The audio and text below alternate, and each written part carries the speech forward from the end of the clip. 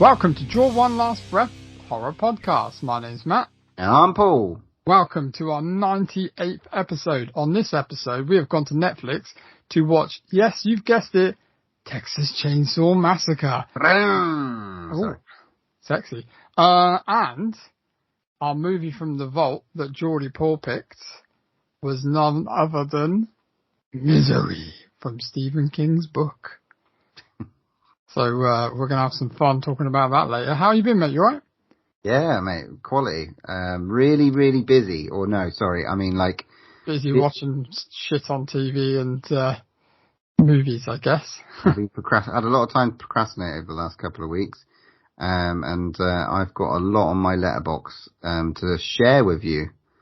Okay. So, yeah, let me get into this, man. Starting off, I watched Swallow. I tried to watch Raw, the other one from the director from Titane, Julia Doconal. Yeah. But I didn't find it, so I watched Swallow. I watched Swallow instead, which has been out for a couple of years now. Very weird film based around that weird disease they keep on talking about. She ends up eating stuff, like weird objects. Mm. It's a bit dark. It's a bit more of a thriller than anything else, but it's really quite a weird little watch. Have you seen it? No. No, it's an odd one. Not what I thought it was going to be. What did you watch that on? Amazon Prime. Oh, okay. But it's not free, so I had to rent it. Oh, okay. I really want to see this one, so it was good though. It's a good story. Killer Sofa. I finished Killer Sofa. I like the way you said I finished it. Like you've had to have a few times to fucking to try and get through it. Well, it wasn't actually after the first 10 minutes. It really got into it. It wasn't that bad. It's a New Zealand flick. Oh yeah, okay. You can ensue the wackiness ensues, and it's not bad actually. It's a fucking Killer Sofa movie. It's a bit weird, gets a bit rapey, bit horny at some stages. So yeah, the lustful sofa. So that was not bad. That's on, and that is free on Amazon Prime. Oh, brilliant! Hey, definitely go out and check that bad boy, Killer Sofa. This one I can't recommend enough. Another one. I think I watched Killer Sofa, and they always have those recommends underneath. Yeah, okay. I mean, there was some awful ones. There was like Clownado and all sorts of weird shit. But there's one called Dave Made a Maze. Oh yes, yeah. This must have been on Fright Fest at some stage. It must have been.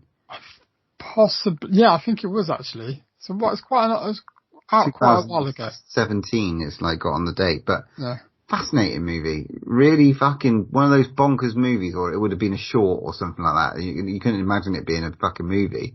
Literally just like this girlfriend comes home and this bloke's made like a cardboard maze. And it's like she starts rocking it and he's like, no. And it's like everything, it's like some reason it's just bigger on the inside. No reason, no explanation. It's just bigger on the inside. And it's like a minotaur cardboard thing. It is bonkers, honestly. Some of the kills are really funny, and the blood and gore isn't what you think and expect and stuff like that. It's a pretty decent movie for like a low budget flick, I suppose. Is it like got animation in it and stuff? Or? Yeah, it does. At some stage it does have animation. Yeah. So, but not like throughout. Mainly it's them walking around a maze with like the creative ways of building cardboard. Really fucking interesting movie. I recommend this one big time. And that was on Amazon as well for free. Yeah, Amazon Prime for free. Nice. I finally got around to watching Wrong Turn, the latest Wrong Turn. Oh yeah. What did you think? Pleased with it. Yeah? I actually really kind of took to it a little bit. Took a little bit to get into. Some of it was a bit, oh god, is it going down this route? But when like, I don't know, Matthew Modine and stuff like that, the sort of like quest to find his daughter and all this sort of stuff, and the twists and turns, and she's a fucking badass in the end. There's a really cool, I think I liked it more because of the ending. The way that it tied it up, for me, was a big... Very different to the others though, isn't it? It's completely... Yeah, big time. It's it's very dark. Very, very dark. It's almost like a reimagining of the actual original, isn't it, really? It's sort of almost like I would describe this as a cult movie. I mean, when I watched it, it's almost like, yeah, they've just taken that name and just made a brand new movie. It's like almost like they didn't have to call it that. Yeah, I agree. It's really weird. They could have called it something else if they really wanted to. They just kind of stole the name. Nothing to do with the, Alicia Dushku kicked off series, really. Although I did love that one. Yeah. But yeah, this one, fantastic. And what was that on? Netflix. So again. Okay. Classic horror story. I finally got around to watch the Italian horror movie that stars the guy from Dead Pixels or something like that. It's like a TV show that was about two gamers who just like play World of Warcraft or something like that. Ginger guy. He's been in quite a few things. I think he's in Skins or something as well, maybe at one stage. But the ginger guy in the camper van. He's the English guy. I can remember. He's been in a few things. I think one of them's called Dead Pixels. Okay. Again, bit of some ropey bits, some not so. Some of the blood and gore weren't bad. Weird way it tied itself up. I was like, I quite liked the tie up at the end, but I thought it was quite cool how it seemed to just borrow off of loads of, I don't know whether it's paying homage, but it almost borrowed things from other like bits from like Midsummer and bits from like Cabin in the Woods and bits from Texas Chainsaw Massacre. It's like you could tell whoever made it is a proper fan of horror. Yeah, purposeful. I think they were poking fun at the fact that there was, supposedly no decent Italian horror, but obviously we know. Yeah, the old Gigolo and stuff like that comes out of it. So yeah, it was an interesting watch. It was I love the monologue from one of the guys at the end when he's talking about all the horror movies and stuff. Well, that's great. His little rant about all the movies and stuff is great. Yeah, so that was on Netflix, wasn't it, as well? Free. Yeah. So yeah, exactly. So not some bad, some good, but mostly good. I think I was quite pleased with my watches, and I've got to go off and find a load more. I mean, Shudder's just got a fucking load of. I've got one for Amazon Prime that would be right up your street. That's just landed. Okay. It's you ready for this? I saw it and I was like, this is right up your street. So it's called Terror at Bloodfart Lake. At Bloodfart Lake. Terror at Bloodfart Lake. Do you want to hear a little synopsis on it? Oh, yes, please. It's on Amazon Prime right now. The legend of Bloodfart Lake is wow legendary. When a group of college kids head off to their friend's cabin for a little high-octane sex weekend, they will get more than they bargained for from the form of an evil scarecrow killer. Jimmy Van Brunt. Seems like nobody is safe at spooky cabins in the woods by the lake these days. Mate, it's got Paul Butcher written all over it, mate. Funny you should say that. That might be our pick for this one. 2009. I'll retract what I just said. I have to watch it. And all I've seen really myself is I'm still getting through that All of Us Are Dead. I've only got about one episode left, I think. Oh, okay.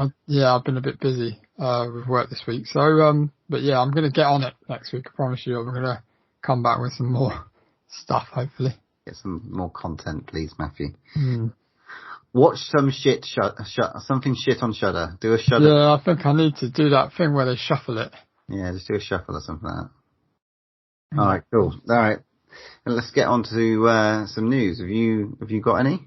I have got a little bit. Have you seen the trailer for a new movie, an Australian flick called Sissy? No. It looks really, really cool.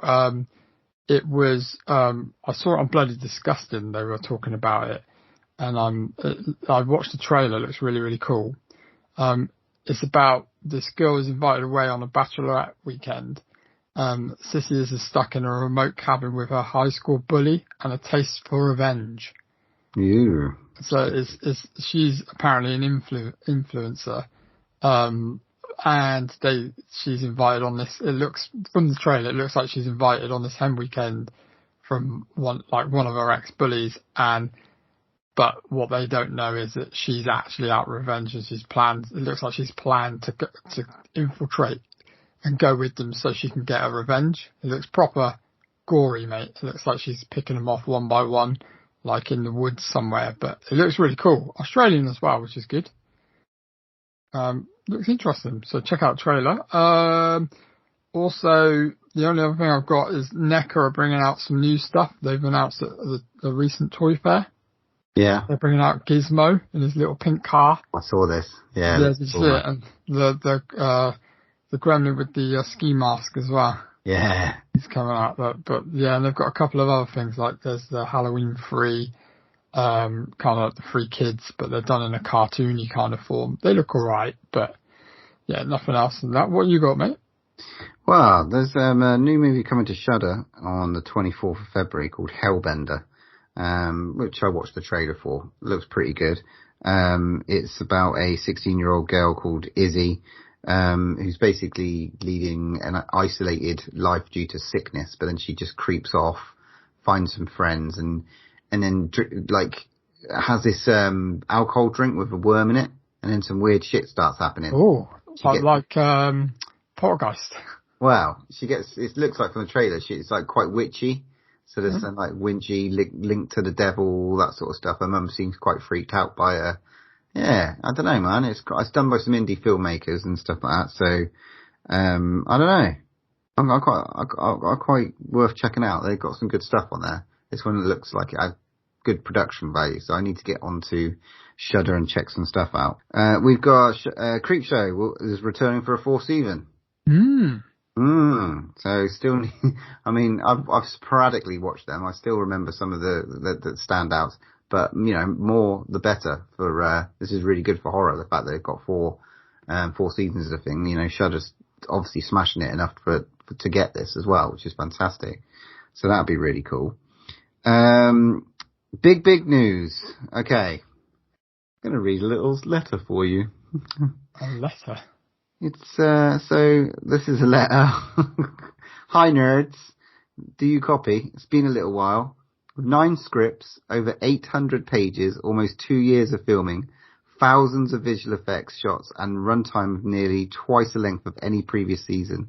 Stranger Things 4 was the most challenging season yet, but also the most rewarding one. Everyone involved is incredibly proud of the results, and we can't wait to share it for you. So basically what they're saying in this one, it's with its unprecedented length, they are going to be releasing season 4 in 2 volumes. One will be released on May the 27th, and volume 2 will be released 5 weeks later on July 1st. So we're going to get a split seasons from this one because it's so fucking huge. Woohoo! So I reckon they're missing a trick there. Like, they should be like doing the first half early in the summer and then the second half in October. Give them, really fucking spread it out. Yeah. But maybe there's some filming stuff because, they are now literally said that this is the penultimate season and season 5 will be the last. So we will get a season 5 and that will be the last. However, apparently this season that's in 2 parts is the longest season they've done. Yeah, that's what I was saying. Yeah. But that's what I'm saying. It's like the 2 parts are longer than any other season. Yes, this is almost like season 4 and 5 and then there's fucking 6. Really. Yeah, pretty much, yeah. Because they filmed so much. I mean, maybe they just also had time, COVID and stuff like that. They had a story to tell and they were able to tell it like lengthier. I don't know. I'm quite happy, to be honest. Yeah. I don't want it to run and then get shit. I'd rather it just be amazing because all the really good TV shows just like they end early-ish. And also they're getting older, aren't they? Quick. So like, it's just, I just hope they tie it up and it's a good, and hopefully they all die in the end. No, I didn't mean that. Wow. Joking. Don't want them to die. Poor Dustin. Just leave Dustin. Yeah, he's the only guy. What? Yeah. No, wow up for that, mate. Give me all the Stranger Things. I absolutely can't wait for that. Really can't wait for it. Well, that's all the news I have, I suppose. So, without further ado, shall we get on to our main review? Oh, Christ, let's do it. So, Harlow is a ghost town. We have a vision for this place. All it needs is young blood. I don't want to live here. This is a chance for people to start fresh somewhere safe. Hey guys, you should see this. What are you doing in our house? You really shouldn't be here.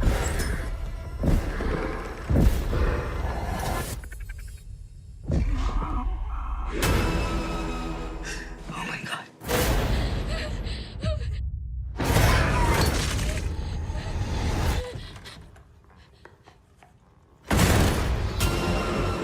This is Hardesty. Sally, I'm afraid your old friend's back.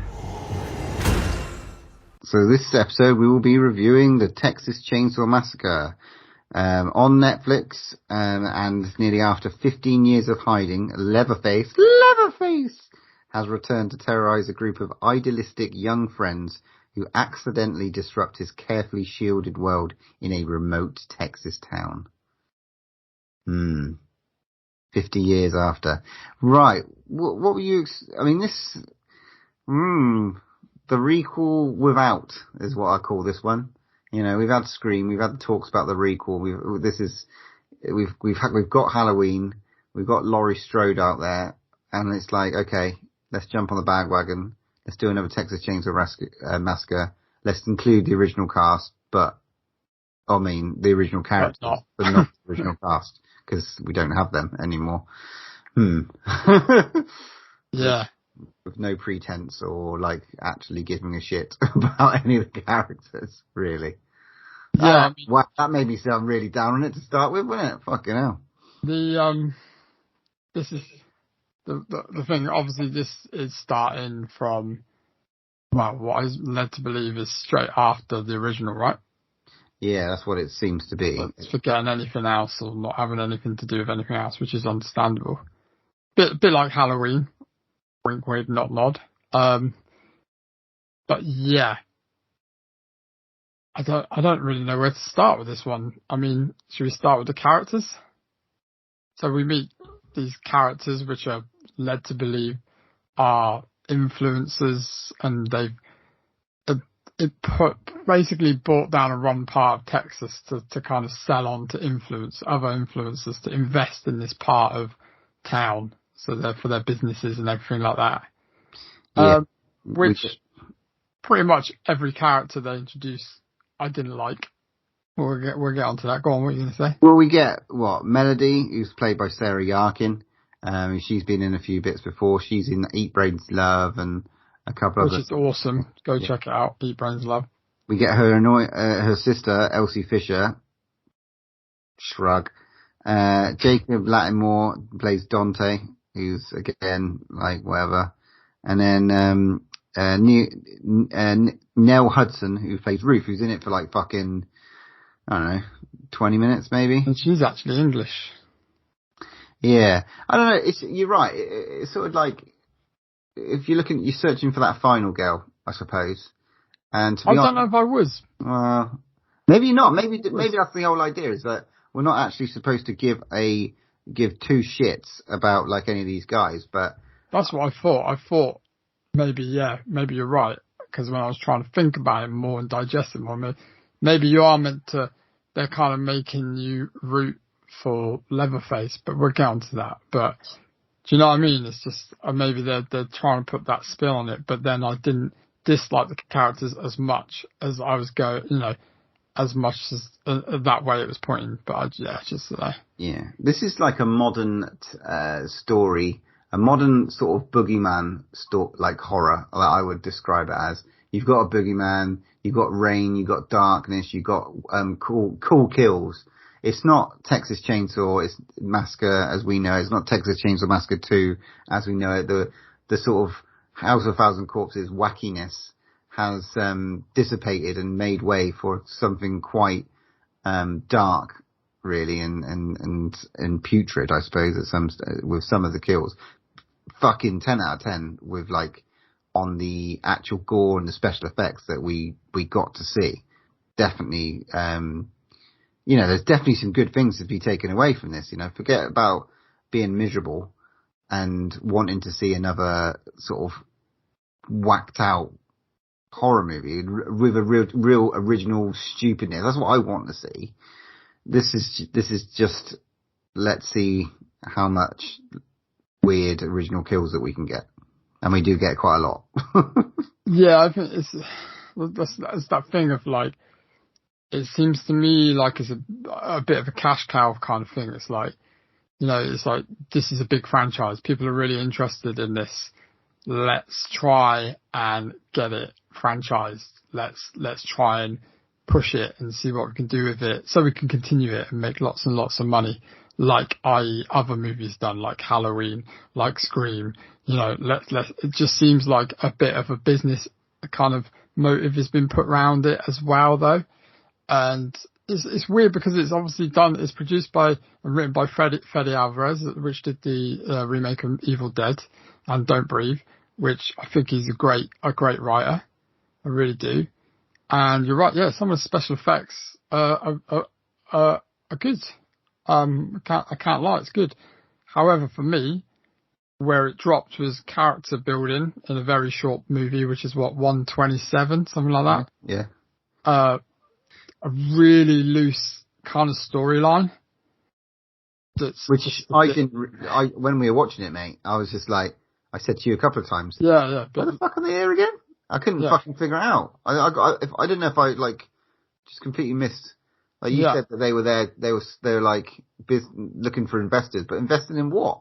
I couldn't figure it. Fucking. They were having like a bus at one stage. A bus turned up with a load of people, and like the bank here's the load of arseholes. Yeah, like I know in every film they always like. It seems like they're really making influencers.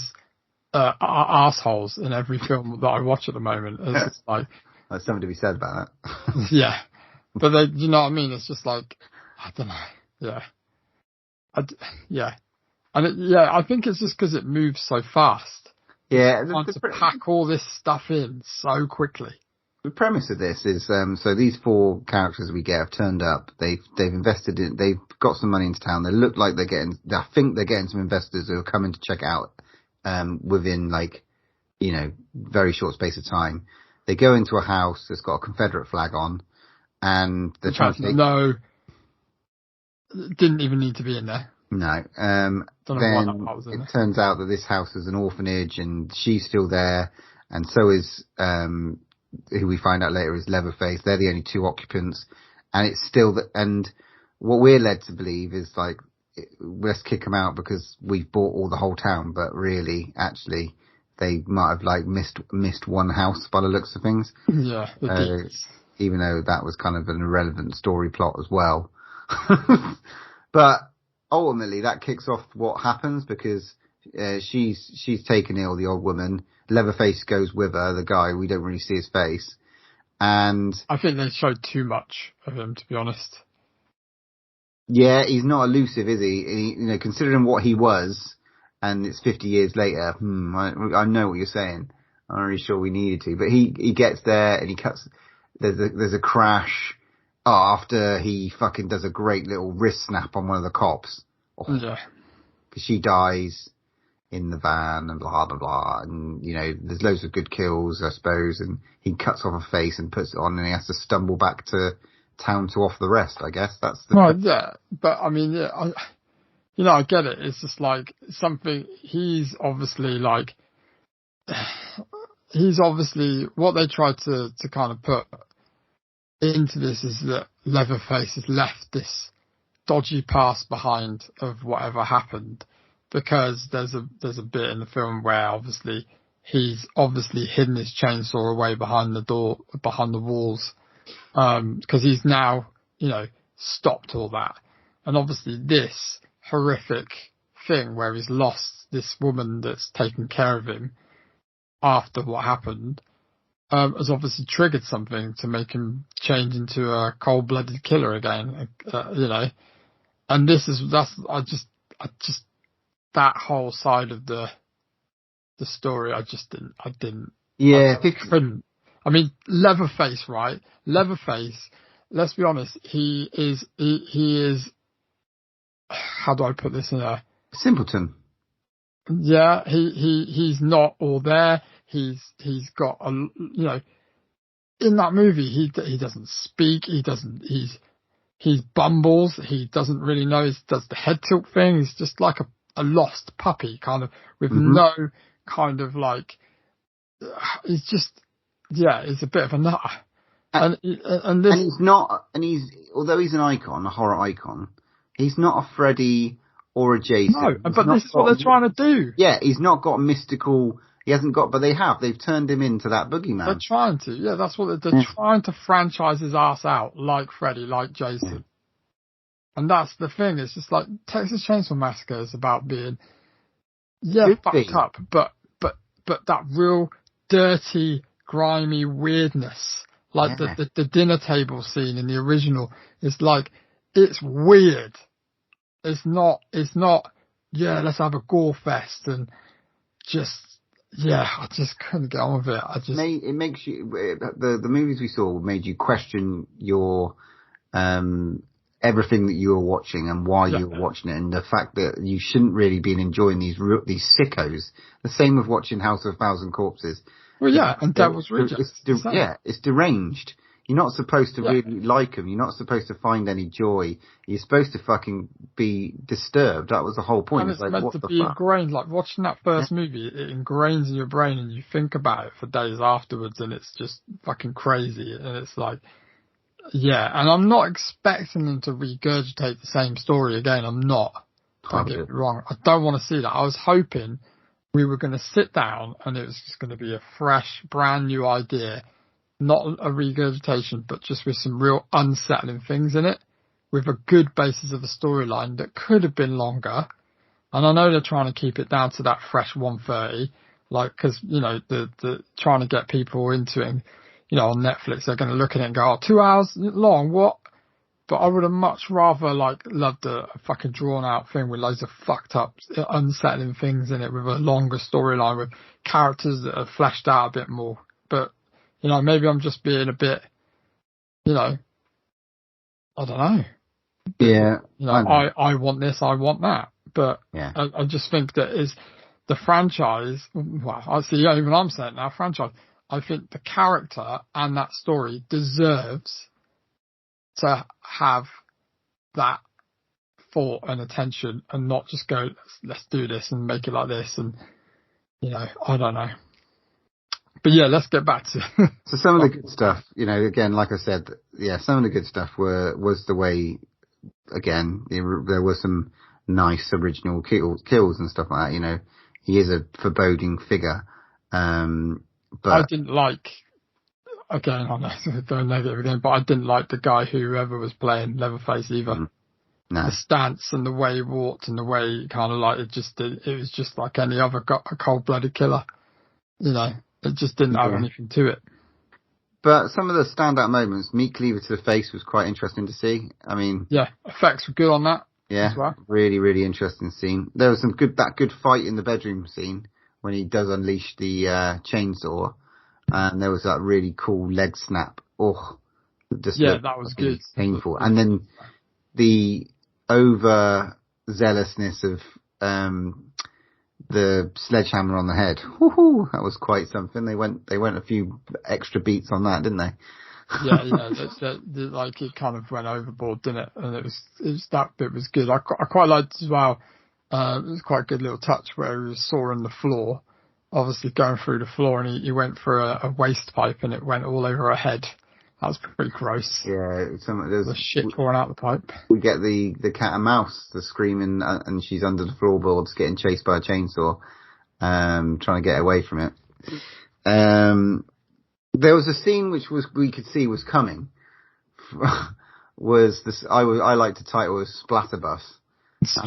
Oh my god, this was it annoyed me a bit, but also I kind of liked it as well, because it was obvious. It's like there's a bus full of people, probably about 20.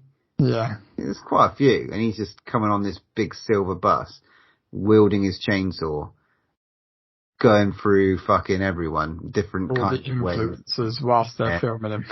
Limbs. Their phones. Yeah, fucking, that sort of thing. Which we've seen before in a lot of other movies. It's like, oh, that's fake. It doesn't look real. All the comments popping up on a screenshot of it's just like, But for some reason, in this movie, the whole we expect this was the Sally showdown. So Sally from the original movie, unfortunately the actress has passed. But the character it lives on, and she's a sheriff or something, maybe. I guess she's got a badge, but she's like, I'm gonna get my fucking shotgun, I'm gonna go to this town, I'm gonna fucking have it out with Leatherface. That sort of thing. It's like, actually, right, I'm gonna ask you a question right now, be honest with me. If she was not in this film, would it have been any different? No. She didn't need to be. They should have saved that maybe for a real better idea. But again, they like to do it. It's just a wasted thing which they crammed in. All she got as a call was like, he's back. We found him. It's like, come on, you could do better than that. What? It seems like they've been lazy with it. And there's some things in this film that I feel they've been lazy with.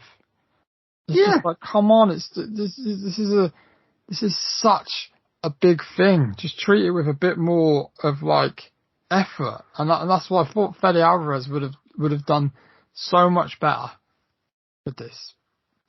Technically and aesthetically, it looked good. Oh, I want to try and be positive, right? I'm going to take this positive part.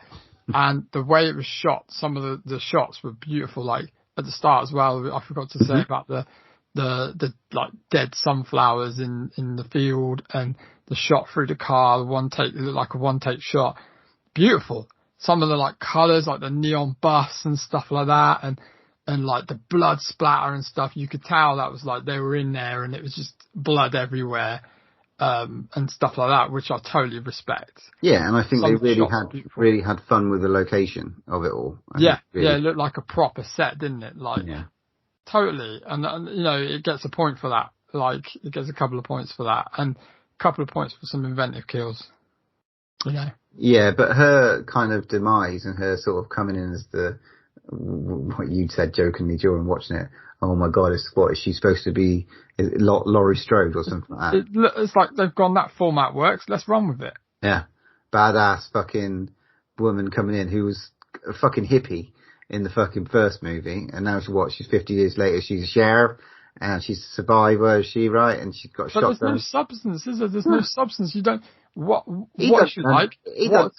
What has she been through the last, like, how many years is it meant to be? 50? 50, yeah. 50 years. What has made her like she is? At least, hats off to the Halloween franchise. They spent some time on the character, where she is, what she's been up to, why she's suffering from this PTSD stuff. This wasn't even covered. No, nothing at all. She's just living on her own in the middle of nowhere and gets a call and turns up. And she was wasted. Totally. Wasted. Interesting. But then on the flip side, as like to take aside from that, it was pretty cool watching her get lifted up by a fucking chainsaw. Yeah, that was pretty cool. And then the weird showdown between the sisters, it's like, couldn't give a shit, but okay, fine, there's a showdown. That's going to happen. So who's going to come out on top? All right. Bit back and forth. Oh, I'm going to jump on her back and he's going to go into water. Predictable. It was very predictable. It was annoyingly predictable. But the, uppercut with the chainsaw was quite fun to watch. And it was pretty nice. Again, shot quite nice when he's in the water. Yeah. Going down. It was a wonderfully pleasing movie to the eye. I thought. Just to an extent. Couldn't give a shit about what was going on. Because I didn't really care. But, I mean, I just wanted him maybe just to kill as many people as he did. And more for that, the kill count in this is ridiculous. We're talking, 20s to definitely maybe 30s and stuff like that. Maybe even 30s, yeah. There's a big kill count. Even to the end of the movie where, which probably pleased me the most was, they're going to get away. Oh no, they're fucking not. He's still alive. Of course he's still alive because they've just presented him as a boogeyman where. Well, yeah, he cannot be killed. He's a entity. force to be reckoned with that can't be killed by nothing now.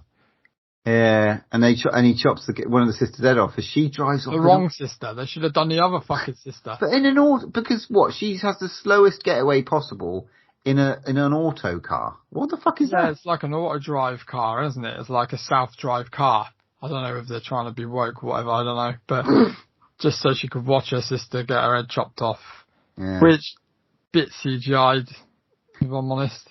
But yeah, do you know what? I'm just pissed off. I've been talking about this film at work with a few friends and that, and like I spoke to one of my mates at work, Rob, and I was like, we couldn't remember one person's name in this film. Not one person. And I was like, the one scene that I remember is the bus scene. I mean, but even that is like I said, it's a splat fest. It's more like a bit of a jokey thing than a serious thing. I literally, I'm gutted, to be quite honest. I'm gutted because I was hoping this would be like, you know, a proper good, and it just, don't know what to say. But, you know, there is an after credit scene in this as well worth fast forward into that. I think a lot of people are going to miss that as well. But as a modern representation of horror, if you are leaving out what came before and you didn't really familiar with and you say you watched this first and went, oh, fucking hell, he's badass. And then it pushed you to go and watch Texas Chainsaw Massacre and the second Texas Chainsaw Massacre, I'd be pleased with that result. And then they realise that, oh, okay, fucking what the fuck am I watching compared to... I really hope that people haven't done that for their sake. Well, I don't know. I think it could taint it and be like, well, you know, it's not really what I wanted. I don't know. I just... maybe I'm not supposed to like it as much as I'm supposed to like it. Maybe it is meant to be made for the new generation of horror watchers. Maybe that's what they want. Maybe they just want loads of gore count, loads of relevant things in this era with a possible, you know, second and third movie coming down the way. Yeah, but let's chuck a couple of nuggets in for the old school and they might like it as well. Yeah. No. I don't know. I mean, I've seen it. It's getting slammed in a lot of places. Yeah, rightfully so. But like I said, I mean, I could rate this like 8 in one line of thinking because of the way that it fucking looked as a pit. No, you were not. You're not. I mean, I'm not. It's what, down to looks only? Looks 5? And the kills and all that sort of stuff. I think it's an 8 for me in terms of the way it looks. But as a result of everything, story, all that sort of stuff, it's a 4 all day for me. It's below average. Generous. Okay, I'd be more on the borderline of 3, but I'll go with you as a 4 because it's shot beautifully and a couple of inventive kills. But it's just like, but are they just doing that because I'm thinking, how can we make some inventive kills? Too obvious. It's just like, it's done well, it looks good to an extent, but yeah, I can't let it go of something such a great original movie, and even the second is brilliant in my eyes, and it's just like,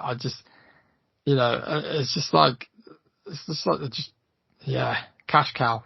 I don't know. I want to see, we need to kind of almost get rid of this era, for a little bit of people just going back to the well and then like, I don't know, they want to do, I suppose it's kind of the Star Wars of it all, isn't it? It's like, right, so you grew up on this stuff, you look at it, you build your own stories in your head, and then you. No, I don't agree with that. I don't know. I'm going to disagree with you there, okay. Because that's done with the fact of like, you know, this has to be treated with so much respect, and as well as giving you fan service, but it's done, written and thought out really well. Where this is just like, seems like a load of people around a table gone, right, what do we need? What works? You know, what do people want? Kills, loads of kills. What do we want? A franchise. Yeah, we want to make loads of, we want to make more than one out of this for definite. You know, we want to, you know, but it's got to look good. It's got to look really nice. Brilliant tick. You know, we've got to appeal to the young market. Tick, yeah, we'll put this in, we're putting that, and put that. You know, it just feels too much of that has been involved. Too much involvement by that sort of thing. I am just dying to see this year. I want to see some original horror. Bring me like the likes of Titane. There is some original thinking out there. I just want to see some. Can't wait for Nope. Wow, Nope, X. There's a few possibilities this year that are gonna. X, mate. Yeah, that I'm just. You know what I mean? I want people to push the boundaries, man. I want people to. I want to start to feel uncomfortable again watching a movie. Yeah. Not. I like what. I don't get me wrong. I like fucking cheering on and stuff like that. But I want to feel uncomfortable. Like when I watched Titane. Yeah. Fucking felt uncomfortable. Then there was that. Remember that movie we watched at Fright Fest, Honeydew? Remember that? Fucking weird, fucked up shit, but original storytelling. Hosts. Totally different. Hosts, yeah. Yeah. Dashcam coming up. I'm really hoping, you know, there's a lot of positive, good shit out there, but just come on, bring something to test us. I mean, maybe, you know, I just don't know, maybe they're just they're like catering for the masses, and I don't know. I would have said Wrong Turn was better than this anyway, all day. All day. Anyway, so we're going to give that a draw one last breath. 4 out of 10. Yeah? Yes. Okay. Could be lower. Right. Bitterly disappointed, but yeah, 4 out of 10. So, that's Texas Chainsaw Massacre. And moving on to next episode 99. We're hoping going to cinema, if we can, to watch Studio 666. Dave Grohl and the Foo Fighters horror movie. That's what we're hoping to go and watch. But anyway, we shall see. Now let's get on to our movie from the vault. You have a compound fracture of the tibia in both legs, and the fibula in the right leg is fractured too. And as soon as the road's open, I'll take you to a hospital. In the meantime, you've got a lot of recovering to do. There is nothing to worry about. You're gonna be just fine. I'm your #1 fan. My name is Annie Wilkes. I think one of my clients, Paul Sheldon, might be in some kind of trouble. You mean Paul Sheldon, the writer? Well, everybody sure likes those misery books. They had it at the store, Paul. They said he checked out last Tuesday. Isn't that a little strange? I guess it was kind of a miracle you finding me. In a way, I was following you. You were following me? Oh, Paul, I've read everything of yours, but the misery novels. You must be a good man, or you could never have created such a wondrous, loving creature as Misery Chastain.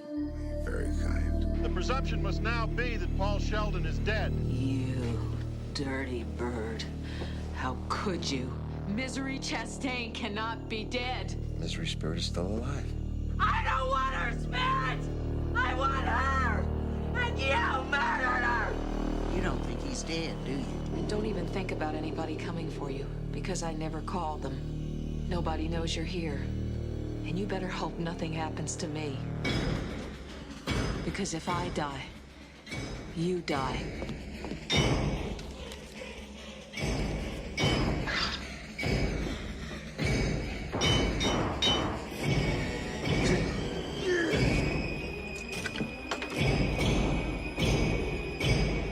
I know you've been out. Is this what you're looking for?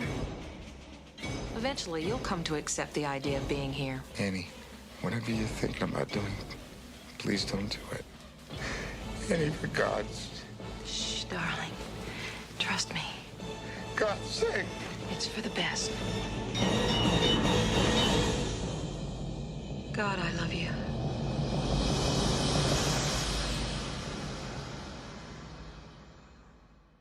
So Geordie Paul picked this one out of the bag. He picked 1990's Misery.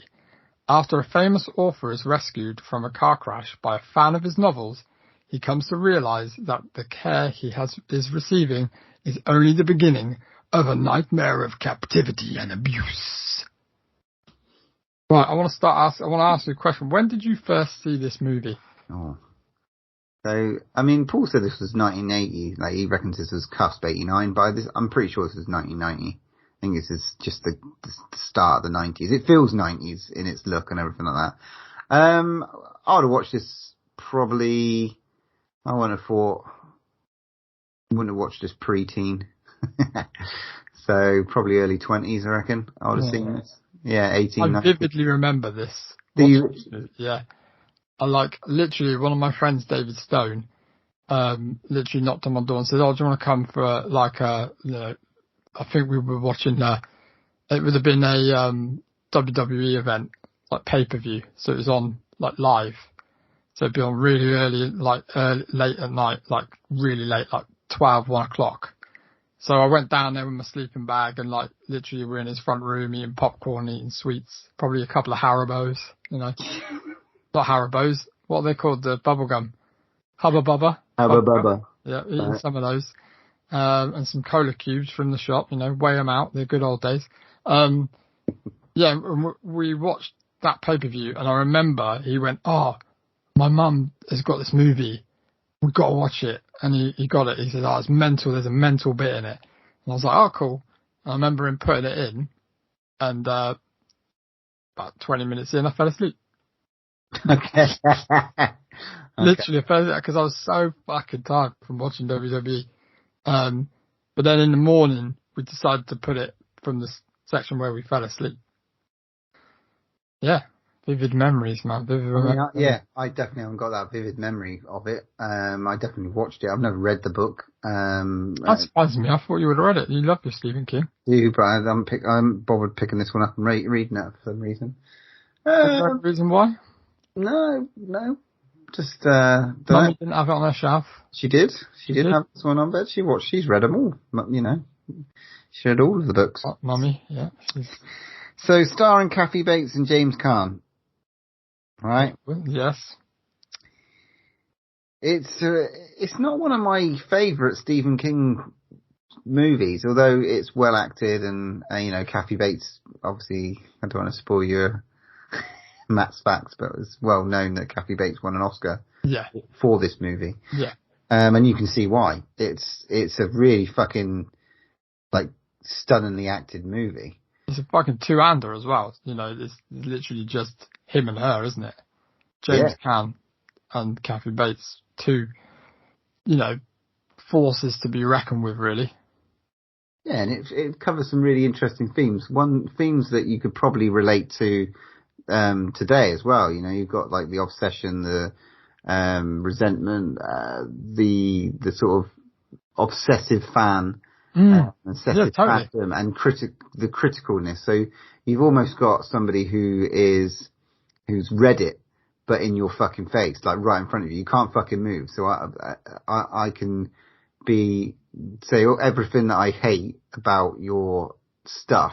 I can say to your face, and that's obviously not what we do. People do now. I say people do now. They obviously do it hidden behind their little keyboard warriors. Yeah. So it's almost like a proper keyboard warrior who's like, "I don't fuck it." He was unhinged. Yeah, because she's an uber fan as well, isn't she? She's obsessed by him.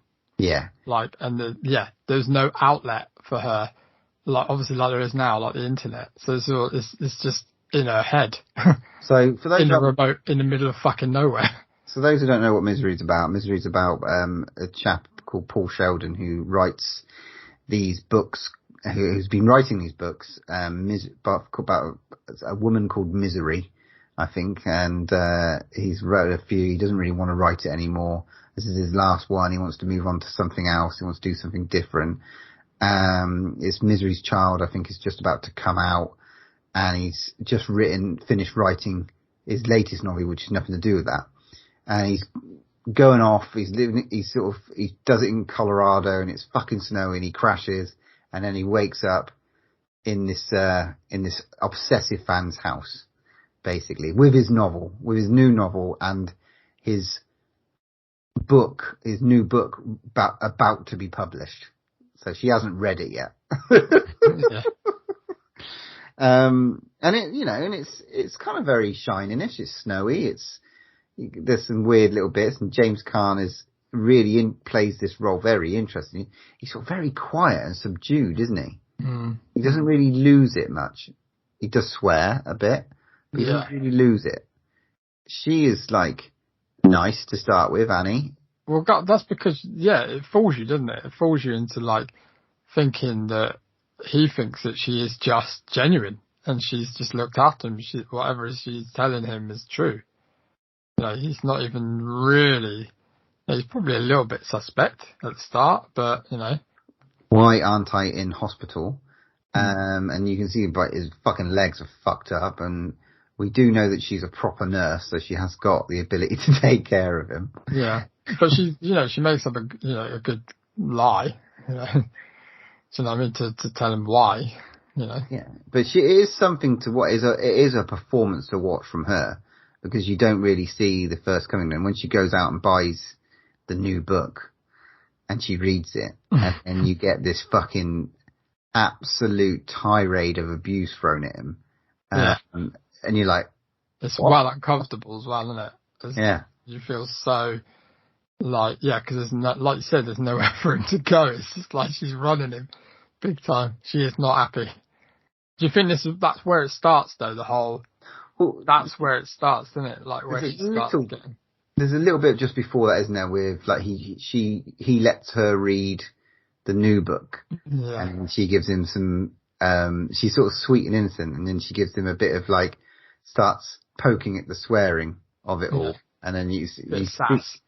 Yeah, it's more sass, but when she reads that fucking Misery book, and she fucking storms in, the camera zooms in, and what the fuck have you done? Almost like, but cockamamie, she does not, she swears once in this movie, I think. Right, it's the end. Which is a great line. Yeah, she does use cockamamie and all sorts of different language and stuff like that to describe a disappointment. She's a religious lady. Living on her own with a pig Misery. Yeah. Oh, great. I don't know. It's from a horror perspective, it's that feeling of isolation, like cabin fever kind of thing again, isn't it? And what's the syndrome they call it? Stockholm syndrome. Yes. Yeah, it's kind of that kind of thing as well, isn't it? Yeah, but he doesn't develop that. He definitely wants to get out. Yeah. Oh yeah, sorry, I'm getting it wrong, that's not that one. Yeah, he definitely tries to get out. I mean, also, he doesn't really, but that's the thing, he doesn't display his he doesn't really seem to display his detestness for her until a bit later on, until after that, again, there's like turning points in because he has to rely on it, doesn't he? He's got like nothing, so he has to be very clever about what he does. But she burns his new book that he hasn't shown anyone, that he's just spent ages doing, which is the only copy as well, isn't it? Yeah. Like he's transporting that when he crashes. She's basically... And this ain't no computer. He's typed this shit out on a fucking old school typewriter. But she's pissed at that ending, isn't she? And she's just like, fuck it. You are burning this fucking book and you are writing another Misery. And he's like, what? Fuck that. And he gets him a little typewriter, gets him some paper, which he's like, I don't want to write on this paper. She gives him some sass about that as well. I like that. But that's just a ploy to kind of have a dig around the house, which he manages to do, and that's the inevitable penguin that faces the wrong way. Yeah. Yeah, but you do it's nice to have that little look around the house, because you do get to feel like how much of a fucking nut job she kind of is. Yeah. Totally. It reminds, obviously, that film we reviewed for the podcast, I can't remember what it was, which was the same with the girl that was ill and her mum was keeping her at home. Yeah, I know what you're talking about. You could tell now watching this again. It's called Run, I think. It was completely, a lot was lifted from this film, and I didn't realise as much was lifted from this film. Yeah. But yeah, we've got to talk about probably one of the most famous scenes ever.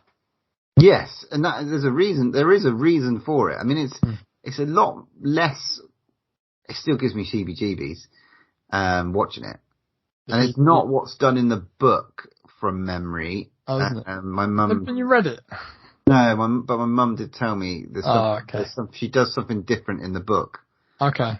But does she realise that he's able to... Yeah, she does realise that he's able to leave the room, right? Yeah, because she finds out and she's just like, right, I'm gonna make fucking sure you don't do this again. So she hobbles him. She does something called That was called hobbling. Hobbling, I think it's come from she describes it to him, and it's hobbling or goblin. She has injected him, got rid of all his like bits that he was going to use to like kill her and stuff like that. And then she fucking explain hobbling to me. What does this contain? So you put the block between the ankles, right? And then you get the sledgehammer and you swing it and you fucking break one ankle and break the other. Yeah. And that's what she does. She gives him a good old hobbling. so basically he's fucked and he can't go nowhere. Yeah.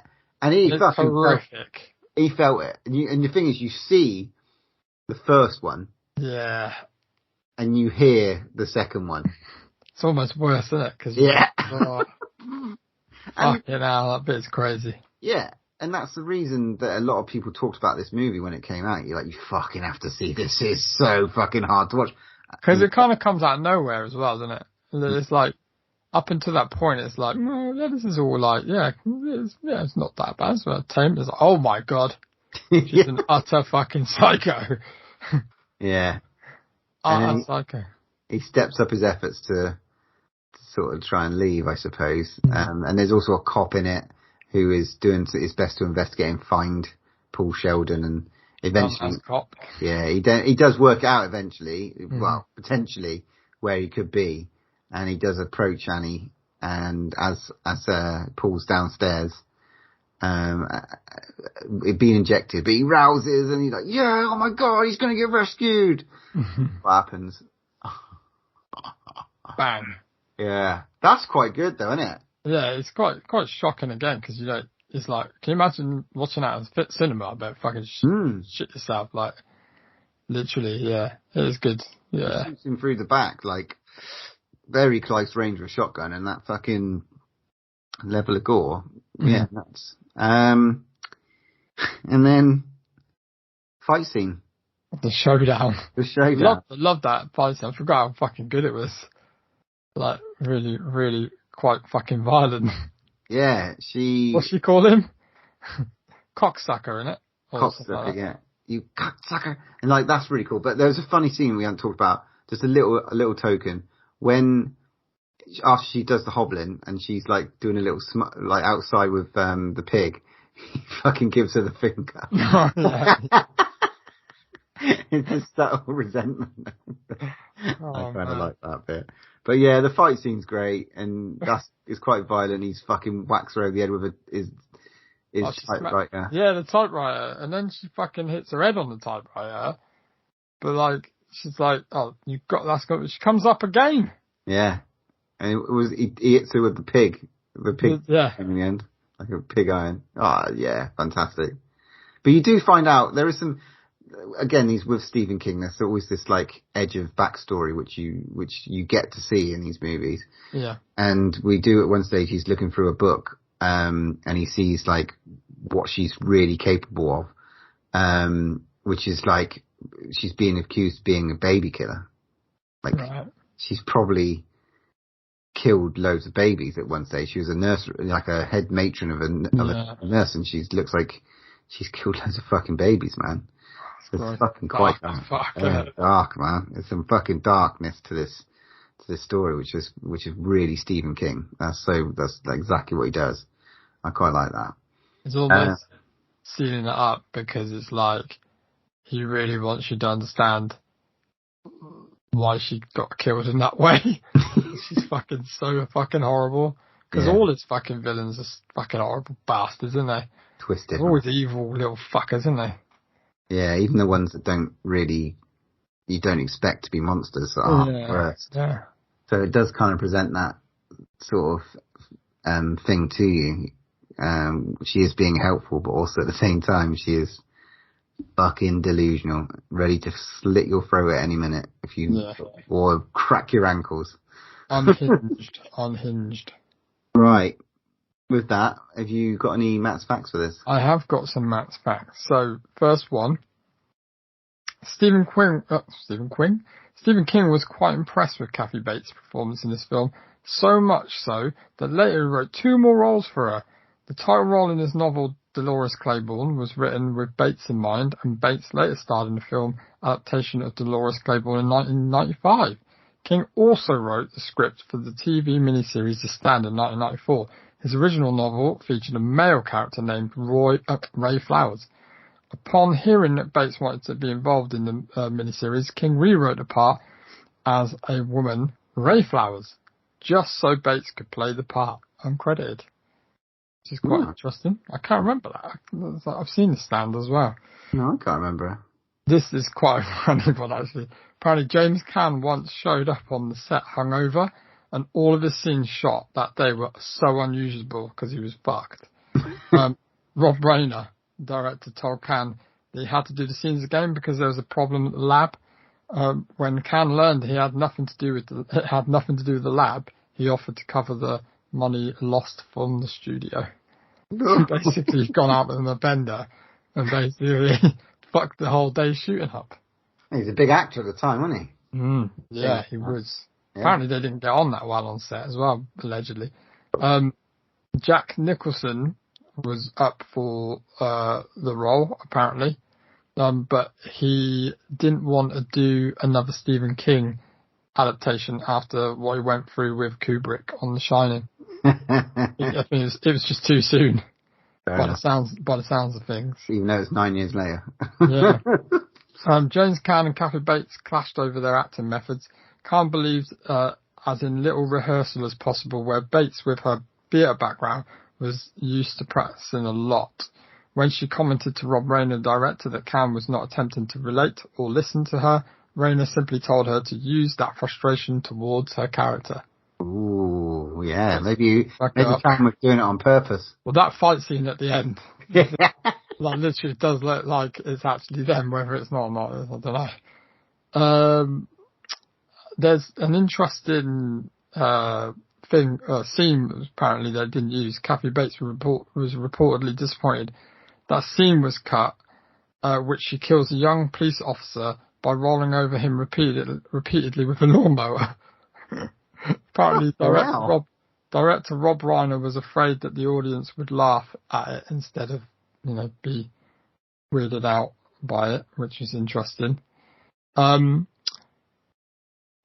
James Caan wasn't happy with director Rob Reiner as well, because he had to spend 15 weeks pretty much shooting in a bed. So he couldn't do hardly anything but sit in a bed, so he was a bit pissed about that. He didn't read a fucking book then, did he? And the kill count in this is 2. Well, her and the cop. Yeah. Yeah, fucking low, man. Both fed to the pigs. There's so many other Matt's facts, but I'd be a real freaking nightmare. She won an Oscar, didn't she? Yeah, that's I knew we'd cover that. But yeah, one of very few people to win an Oscar for a horror movie. Yeah, interesting. Like it. Few. Thanks for the pick, Paul. Appreciate it. Yeah, that was good fun. It was good to revisit it after such a long time. What? Always nice to do a Stephen King movie. How would you rate this bad boy? Oh, I don't know. For me, it's I'd say a 7 out of 10 for me. It's not my favourite Stephen King, but I enjoy watching it, and it is superb acting from both. I agree. Maybe an 8. I think 7 for me. I think because I'm just like, it was good, but it felt dated to me. It felt 90s. And although, you could watch it in any era, it just didn't sit completely well. But I appreciated the acting, but I felt, okay, I've seen better. I have better Stephen Kings, in my belt than this one, that I like for their quirkiness and Christine and, Carrie and all the stuff like that. So I don't know, it just sits a bit weird for me in terms of era. Maybe they could redo it. That'd be quite interesting. But yeah, so I think that'd be a draw on last breath, 7 out of 10. Cool. Misery. So what is your pick? Oh yeah, it is. Oh mate, I've got the stupidest pick ever for episode. Go on. We're going to be, moving on from 100, so let's get some shit. Bearing in mind this is the penultimate episode before the massive 100. I know. So I know I haven't seen it. I've only seen the poster. God. I don't know if you've seen it, but it's called The Dead Pit. What year? From 1989. The Dead Pit. I've never heard of it. Oh, mate. That bodes well, doesn't it? You must have seen this poster from Shudder. Oh, Christ. Look at it. The synopsis for this movie. God. A renegade doctor is shot dead and entombed with his fiendish experiments in the basement of an abandoned wing of a mental hospital. 20 years later, a mysterious woman is admitted with amnesia and her arrival is marked by an earthquake, which cracks the seals to the dead pit, freeing the evil doctor to continue his work. This is going to be fucking great. I've got a feeling I might have seen this. Are you? That synopsis reminds me of something. Okay. Well, it'll be exciting to see if you have seen it or not then. Interesting. It's on Shudder, so really available. And like Dead Pit. The Dead Pit. The Dead Pit. Yeah. Cool. Who knows? Interesting. Well, we've come up with some brilliant ones that we've never heard of and watched them and thought they were brilliant. So, yeah, interesting. That's going to be fun. Right, there we go. The Dead Pit. Right. Well, that's episode 98. Moving on to episode 99, where hopefully we will be reviewing Foo Fighters Studio 666. And I've just pulled out of the vault The Dead Pit. And moving swiftly on, moving very soon, Tony. Thanks for listening, taking the time to download the podcast. Appreciate it. Leave your comments, any questions you have. Listen to the social media at the end. Give us 5 stars on iTunes, please. Yeah. And there's one more thing to say. When there's no more room in hell, here's another podcast. I am the devil, and I am here to do the devil's work. You can follow us on Twitter at DrawOneLast, Instagram at DrawOneLastBreath, or pop us an email at DrawOneLastBreathPod@hotmail.com.